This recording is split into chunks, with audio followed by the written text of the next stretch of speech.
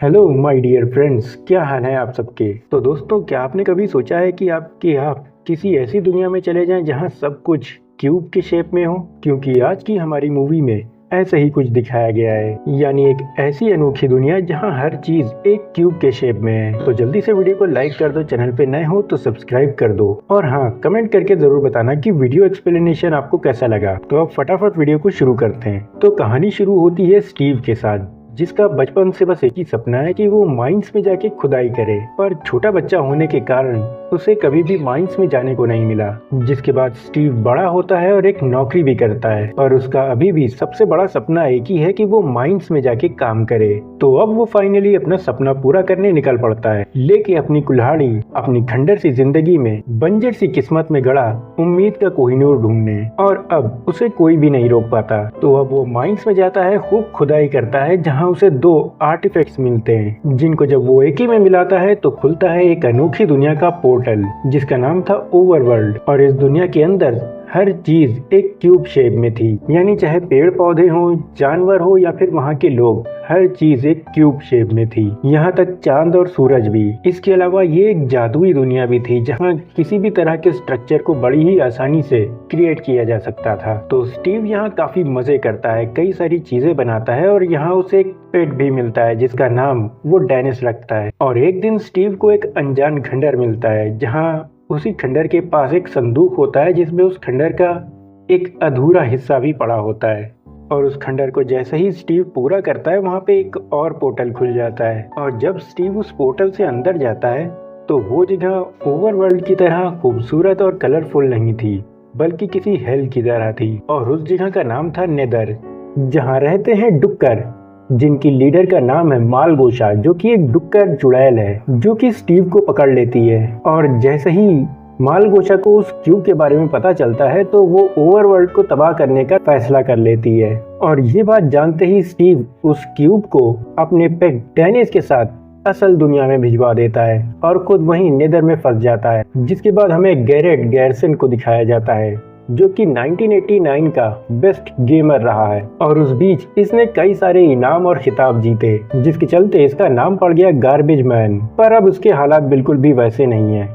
इस वक्त ये आदमी बिल्कुल कंगाली में जी रहा है, और गेमिंग की दुनिया का फिर से चैंपियन बनने के लिए स्ट्रगल कर रहा है। और इसी बीच कुछ काम की चीजें ढूंढते हुए ये एक कबाड़ खाने को खरीद लेता है, जिसके लिए $900 तक खर्च कर देता है। पर उसमें इसे कोई भी काम की चीज नहीं मिलती।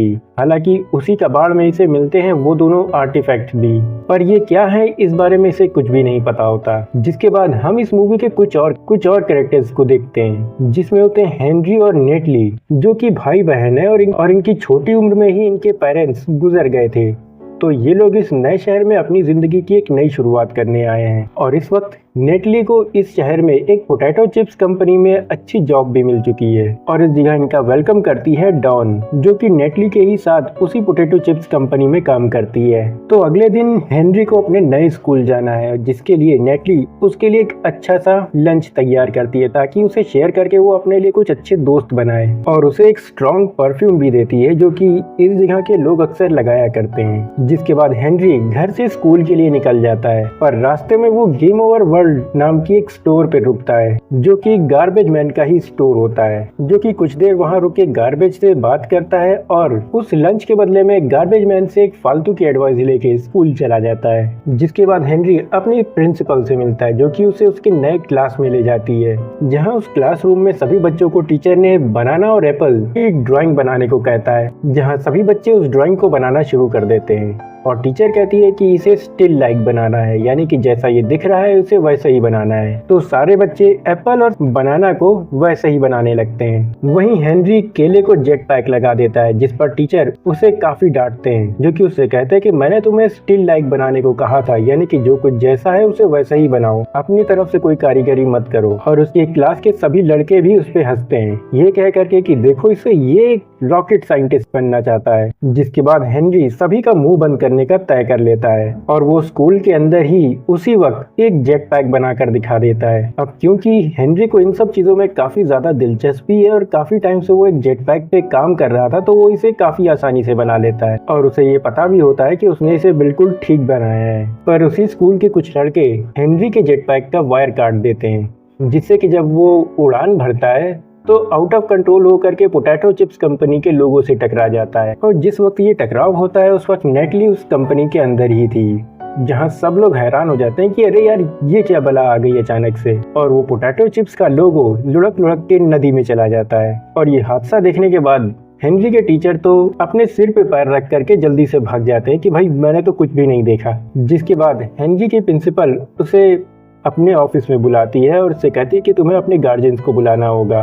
तो वो नेटली को कॉल करने की बजाय गार्बेज मैन को कॉल कर लेता है और बदले में उसे $24 देने का तय करता है। और $24 के लिए गार्बेज मैन मान जाता है क्योंकि ये आदमी तो कड़की में गुजर रहा है। जिसके बाद गार्बेज मैन आकर के हेनरी को अपनी शॉप पर लेके चला जाता है, जहाँ पर वो आर्टिफैक्ट्स भी रखे होते हैं। और हेनरी की नजर उस आर्टिफैक्ट पे पड़ जाती है, जिसके साथ 2 नोट्स भी होते हैं, जिसमें पहले में लिखा होता है कि कुछ भी हो जाए इन आर्टिफैक्ट्स को एक ही में नहीं मिलाना है। तो इंसानी स्वभाव के हिसाब से ये लोग वही करते हैं जिस काम के लिए मना किया गया है। ये उस आर्टिफैक्ट को एक दूसरे में मर्ज कर देते हैं, जिससे कि वो क्यूब हेनरी को कहीं खींचने लगता है। उधर नेटली भी परेशान हो रही होती कि हेनरी अचानक कहाँ चला गया, जहाँ डॉन उसके फोन में लोकेशन चेक करके बताती है कि हेनरी कहीं नहीं गया, यहीं पास में एक माइन के ही अंदर है। वहीं दूसरी तरफ गार्बेज मैन और हेनरी चलते चलते एक पॉइंट तक पहुंच जाते हैं, जहाँ उनके सामने ओवरवर्ल्ड का पोर्टल खुला हुआ होता है। पर तभी उनके पीछे से डॉन और नेटली भी आ जाती हैं और ये लोग हेनरी को अपनी तरफ खींच रहे होते हैं और वो आर्टिफैक्ट हेनरी को उस पोर्टल की तरफ लेके जा रहा होता है, जहाँ ये लोग उसे रोकने की काफी कोशिश करते हैं। और इस चक्कर में ये सारे के सारे उस पोर्टल के दूसरी तरफ चले जाते हैं, यानी ओवरवर्ल्ड में, जहाँ पर हर चीज क्यूब शेप में देख करके ये सब काफी हैरान होते हैं। वहीं मालगोशा को भी पता चल जाता है कि वो क्यूब अब वापस आ गया है, जिसे लेने के लिए वो स्टीव को भेजती है। और स्टीव उसकी बात इसलिए मानता है क्योंकि मालगोशा ने उसे बताया है कि स्टीव का पेट यानी डेनिस उसके कब्जे में है और अगर उसने उसकी बात नहीं मानी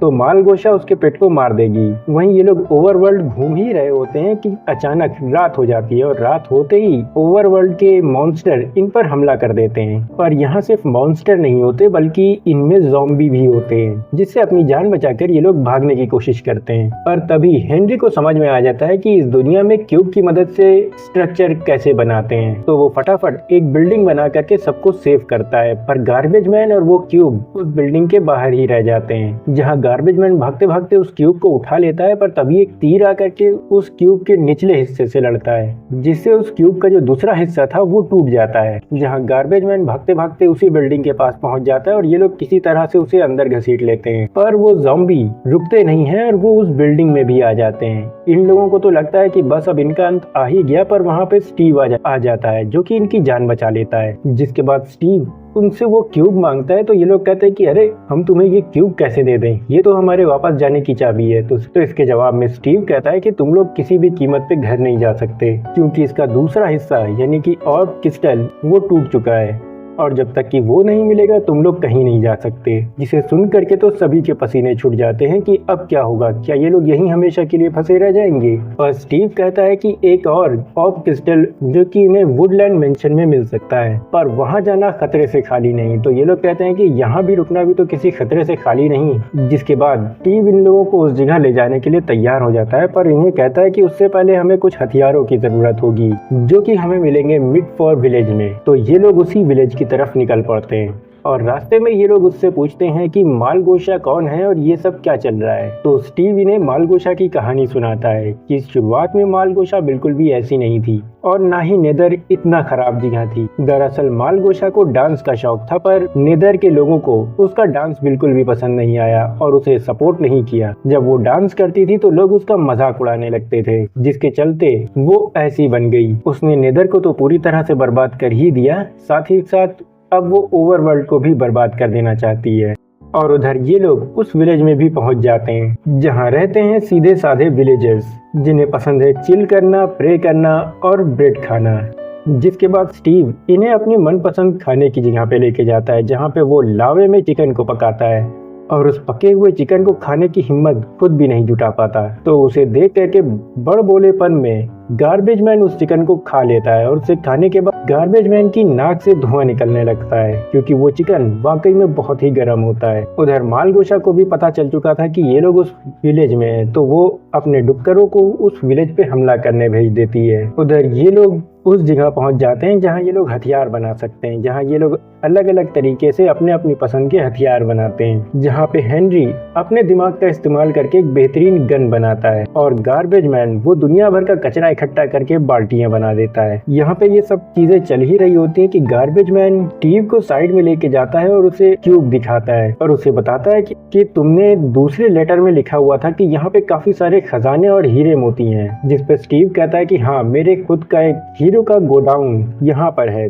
तो गार्बेज मैन कहता है कि मुझे वहाँ पे ले चलो और बदले में मैं ये क्यूब तुम्हें दे दूंगा, जिस पर स्टीव मान जाता है। वहीं मालगोशा के डुक्कर उस विलेज पे हमला कर देते हैं, जहाँ ये लोग किसी तरह से उन लोगों का सामना करने की कोशिश करते हैं, पर उनकी तादाद के आगे इन्हें भागना ही पड़ता है। जिस भागा दौड़ी में नेटली और हेनरी अलग अलग हो जाते हैं, यानी कि नेटली और डॉन अलग हो जाते हैं, वहीं हेनरी, स्टीव और गार्बेज मैन एक साथ होते हैं और ये लोग वुडलैंड मैंशन में मिलने का तय करते हैं और अपने अपने रास्ते से अपनी मंजिल की तरफ निकल पड़ते हैं। जिसके बाद ये लोग उस विलेज से निकल के सीधे स्टीव की उस खदान तक पहुंचते हैं, यानी जिस जगह स्टीव का हीरो का गोडाउन है वहाँ पे। उधर मालगोशा इन लोगों के पीछे अपने सबसे खतरनाक डुक्कर मॉन्स्टर को भेज देती है। उधर हीरो की खान में पहुंच करके ये लोग काफी खुश हो रहे होते हैं, खासतौर पे गार्बेज मैन, पर तभी वहाँ पे वुड खतरनाक डुक्कर आ जाता है, जिसके चलते इन्हें ये सब छोड़ छाड़ करके भागना पड़ता है। खैर, ये लोग किसी तरह से वहाँ से जान बचा के बाहर निकलते हैं और हेनरी को जब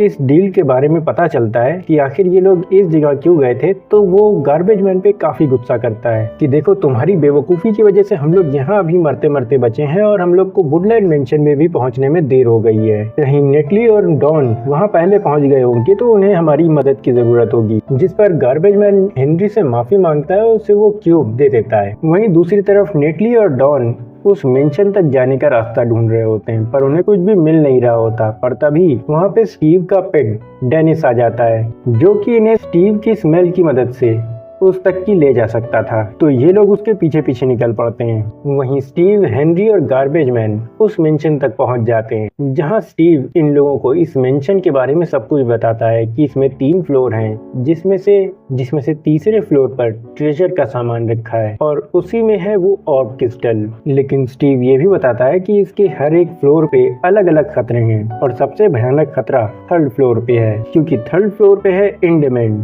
जिसकी आंखों में अगर देख लिया तो फिर वो दिमाग का दही कर देगा। वहीं ये लोग उस मेंशन में जाने की तैयारी करते हैं, जिसमें जहाँ पे हेनरी का काम होता है 3rd फ्लोर पे जाकर के उस चीज को चुरा के लाना। वहीं गार्बेज मैन और स्टीव सबका ध्यान भटकाने का काम करने वाले थे, तो गार्बेज मैन और स्टीव अपना काम शुरू करते हैं। वो लोग सबका ध्यान भटकाते हैं और हेनरी चुप्पे से ऊपर की तरफ निकल जाता है और तभी उसे 2nd फ्लोर के लोग देख लेते हैं, जो कि उसके ऊपर हमला कर देते हैं। पर वो किसी तरह से 3rd फ्लोर पे पहुंच जाता है, जहाँ पे ट्रेजर का सारा सामान रखा होता है।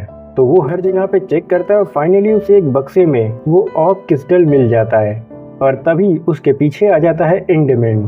अब जैसा कि स्टीव ने कहा था कि उसकी आंखों में मत देखना, पर हेनरी पीछे मुड़ता है और ना जाने क्यों इसकी आंख में देख लेता है, जिसके बाद हेनरी को सभी के बुरे विजन्स आते हैं, यानी हर कोई उस हेनरी को बुरा भला कह रहा होता है। लेकिन वो किसी तरह से उसके कंट्रोल से बाहर आ जाता है और उसके ऊपर हमला कर देता है और उसका मुकाबला करता है और एंडरमैन को मार करके हेनरी को मिलता है वो टेलीपोर्टेशन ऑर्ब, जो कि किसी को भी कहीं भी टेलीपोर्ट कर सकता था, यानी कि इस चीज को जिस जगह फेंकोगे वो फेंकने वाले को वही जगह टेलीपोर्ट कर देगा। वहीं स्टीव और गार्बेज मैन पकड़े जाते हैं और वहाँ के लोग इन्हें एक रिंग में बांध देते हैं, जहाँ इनकी कुश्ती एक बच्चे से करवाई जाती है, जिसे देख करके गार्बेज मैन को तो लगता है कि ये बहुत ही आसानी से इसे जीत लेगा, लेकिन वो बच्चा गार्बेज मैन की काफी धुलाई करता है। लेकिन स्टीव किसी तरह से खुद को आजाद कर लेता है और उस बच्चे को हरा देता है। वहीं हेनरी भी 3rd फ्लोर से खुदाई करते करते वो नीचे आ जाता है और ये लोग वहां से किसी तरह जान बचाकर ब्रिज की तरफ भागते हैं और वहां पे सामने खड़ी होती है मालगोशा, जो कि इनसे वो क्यूब छीन लेती है और उस ब्रिज को इन तीनों के समेत उड़ा देने का तय करती है, जहां हेनरी और स्टीव किसी तरह से बच जाते हैं, पर गार्बेज मैन वहीं रुक करके उनका मुकाबला करने की कोशिश करता है, पर तभी एक जोरदार धमाका होता है और वो ब्रिज टूट जाता है। और इसे देख करके स्टीव और हेनरी काफी उदास होते हैं, क्योंकि यहाँ पे शायद गार्बेज मैन मारा गया था। पर उस धमाके की वजह से ये लोग जिस चीज के ऊपर होते हैं वो पूरी तरह से डिसबैलेंस होकर के क्रैश हो जाती है, जिसके बाद ये लोग बेहोश हो जाते हैं। और जब स्टीव जगता है तो वहाँ पे उसके सामने डेनिस होता है और डॉन और नेटली भी। और ये लोग इस वक्त क्यूब शेप की उस मशरूम के अंदर होते हैं, जहाँ पर स्टीव हेनरी के हालचाल पूछता है। उधर मालगोशा उस क्यूब का यूज करके सूरज को काला कर देती है और ओवरवर्ल्ड में डार्कनेस फैला देती है और अपनी आर्मी तैयार करके सब पे हमला करने की तैयारी करती है। जिसके बाद ये लोग भी लड़ाई के लिए तैयारी शुरू कर देते हैं। ये सभी अपने अपने हथियार बनाते हैं और अपनी एक आर्मी भी बनाते हैं। जिसके बाद इनकी जंग शुरू होती है मालगोशा के साथ। जहां स्टीव मालगोशा का सामना करने जाता है, वहीं हेनरी उस क्यूब को उस जगह से निकालने जाता है, क्योंकि वो क्यूब बहुत ही ऊंचाई पे एक टावर पे होता है, जिसके लिए नेटली और हेनरी दोनों एक साथ लड़ते हुए आगे बढ़ते हैं। और क्योंकि वो क्यूब एक बहुत ही ऊंचे टावर में है, तो हेनरी अपनी गन के अंदर वो टेलीपोर्टेशन ऑर्ब डाल लेता है और उसे उस टावर के ऊपर फायर कर देता है। और वो ऑर्ब जैसे ही उस टावर के ऊपर गिरता है, हेनरी नीचे से ऊपर पहुंच जाता है और उस क्यूब को वहां से निकालने की कोशिश करने लगता है। पर तभी एक जोरदार धमाका होता है और हेनरी ऊपर से नीचे गिरने लगता है, जिसे देख करके तो सबको लगता है कि अब तो हेनरी नहीं बचेगा। पर तभी वहां पे एंट्री होती है गार्बेज मैन की, जो हेनरी को बचा लेता है और उस टावर को तबाह करके उस क्यूब को भी वहां से निकाल लेता है। जिसके बाद सूरज वापस चमकने लगता है और ओवरवर्ल्ड से डार्कनेस चली जाती है। उधर स्टीव ने भी मालगोशा को हरा दिया था। हालांकि मालगोशा हारने के बाद भी अपनी हार नहीं मानती। वो एक एक बार बहाना कर करके स्टीव पे हमला करती है, पर इतनी कमजोर हो चुकी होती है कि उसका कोई भी वार स्टीव पे काम ही नहीं करता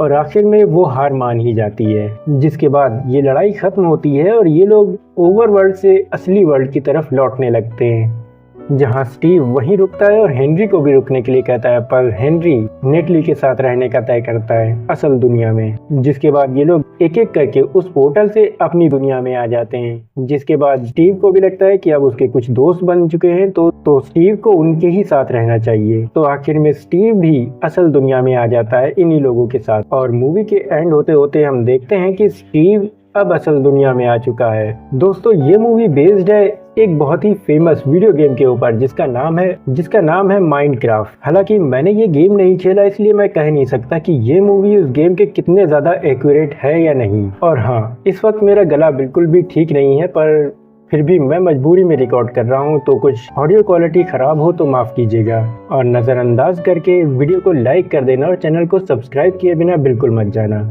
तो अब मैं सुफियान इजाजत चाहता हूँ। Good luck.